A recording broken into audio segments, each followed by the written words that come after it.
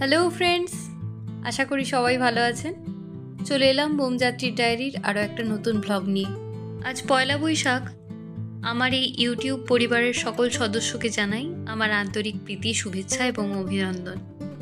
এখন ভোর 5:30 মতো বাজে, আর আমারও আজকে সকাল সকাল ঘুম ভেঙে গেছে। তাই উঠেই দেখতে এলাম রান্না বাড়ার কী তোড়জোড় চলছে। আসলে আমাদের পয়লা বৈশাখে প্রতিবারই অন্নক্ষেত্র করা হয়। আগের দিন রাত থেকে চলছে তার প্রস্তুতি। এখানে ছুটকা মুড়ি খাওয়ার কুমড়োর তরকারি বসিয়েছে, আর এদিকে টমেটোর চাটনি হচ্ছে, আর একটা উনুনে চলছে পায়েস রান্না। টমেটোর চাটনিটার কালার কি দারুণ লাগছে দেখুন। আপনাদের তো আগের ব্লগে বলেইছি, প্রতি বছর পয়লা বৈশাখে আমাদের অষ্টম প্রহর হরিনাম আর অন্নক্ষেত্র করা হয়। তবে এই অন্নক্ষেত্রের যে সিংহভাগ খরচ, সেটা পুরোটাই আসে ডোনেশন থেকে। আগের দিনের ঝড়ে ত্রিপলগুলোর অবস্থা দেখুন, এখন আবার সেগুলোকে ঠিক করতে হচ্ছে। ও আপনাদের তো মেনুটাই এখনও জানানো হয়নি। মেনুতে আছে ভাত, কলাইয়ের ডাল, শাক চচ্চড়ি, শুক্তো, চাটনি, পায়েস আর বোঁদে।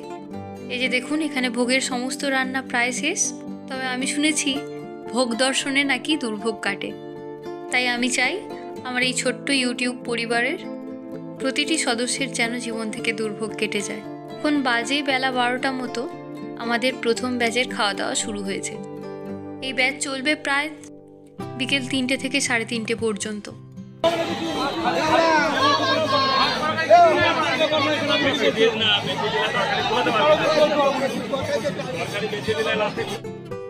কিরকম ভিড়টা হয়েছে দেখেছেন? আর আমরা যারা পরিবেশন করি তাদের একভাবে টানা কিন্তু পরিবেশন করে যেতে হয়। আর এই দেখুন, পাড়ার কচিকাচারাও হাত মিলিয়েছে।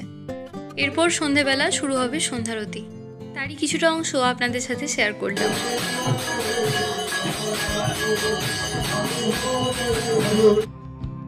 আর যেহেতু অষ্টম প্রহর হরিনাম হয়, সন্ধেবেলা আমরা গ্রামের ছেলে মেয়ে যারা আছি তারাও একটু হরিনাম করতে বসি।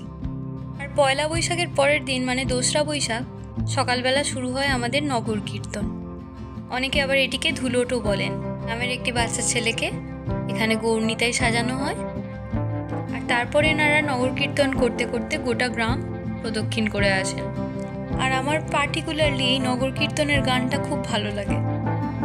ওদিকে ওরা বেরিয়ে গেছে, এদিকে চলছে মালসা ভোগের আয়োজন। এবারে 90টা মালসার মধ্যে মালসা ভোগ দেওয়া হয়েছিল।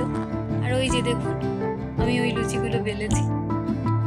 তবে এই মালসা ভোগের পিছনেও একটা খুব সুন্দর ইতিহাস আছে, জানেন? সে গল্প না হয় অন্য আরেকদিন শোনাবো। তবে পাশাপাশি এরকম মালসাগুলো সাজানো থাকলে দারুণ দেখতে লাগে। এসব জোগাড় করতে করতেই ওনারা ফিরে এসছেন নগর কীর্তন শেষ করে। এরপরেও কিছু রিচুয়ালস আছে। নিতাই গৌর যে হয়েছে বাচ্চা ছেলেটা, ওকে কোলে করে আনতে হবে, এনে মিষ্টি জল খাওয়াতে হবে, এবং ওকে কোলে আনবে ওর মা। তাই কাকিমা এখানে ওকে কোলে করে নিয়ে আসছে, এসে ঠাকুরতলায় বসাবে।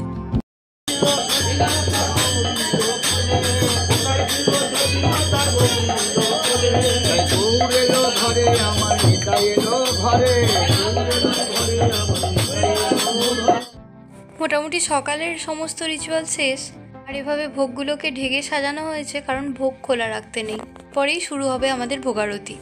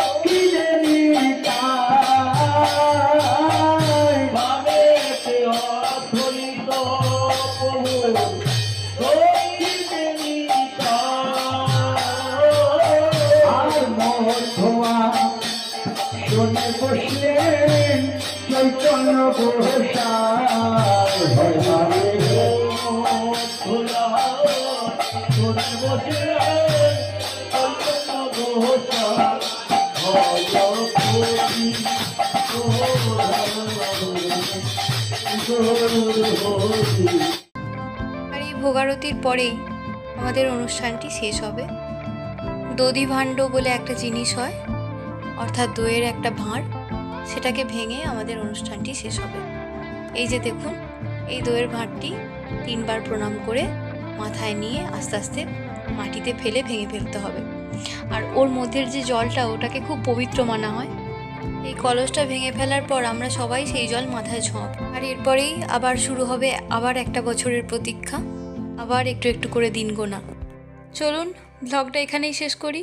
সবাই ভালো থাকবেন, সুস্থ থাকবেন, সাবধানে থাকবেন, আর আশীর্বাদ করবেন আমার গ্রামের মানুষরাও যেন ভালো থাকে, যাতে প্রতি বছরেই আমরা এরকম অন্নক্ষেত্র আয়োজন করতে পারি। সবশেষে ব্লগটা ভালো লাগলে আমার চ্যানেলটাকে সাবস্ক্রাইব করে ভিডিওটা লাইক করে আমার পাশে থাকবেন।